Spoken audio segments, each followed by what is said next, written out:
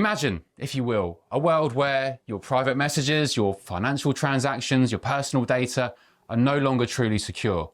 This isn't a plot of a dystopian novel, it's the potential reality that Europol's exec director, Catherine de Boll, is advocating for at the World Economic Forum.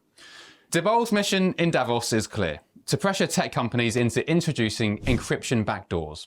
She's framing this as a matter of protecting European democracy, but let's take a moment to unpack what this really means. Encryption is the bedrock of our digital security. It's what keeps our online banking safe, our private messages private, and our personal information out of the hands of cybercriminals.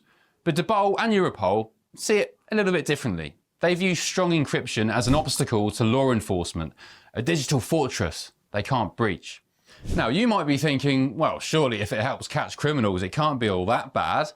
But here's where we need to pause a little bit and consider the bigger picture.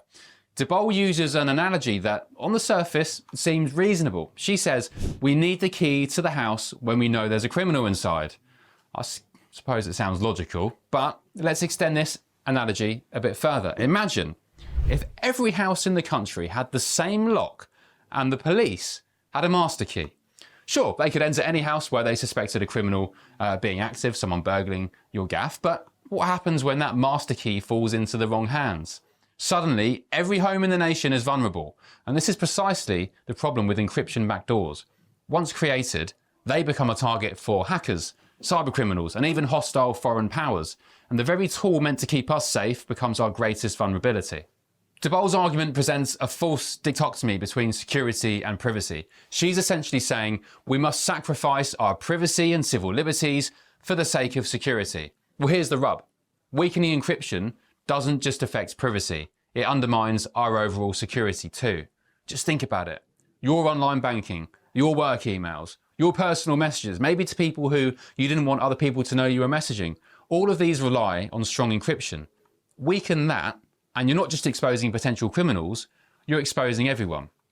Perhaps one of the most alarming statements from de Boll is her declaration that, quote, anonymity is not a fundamental right.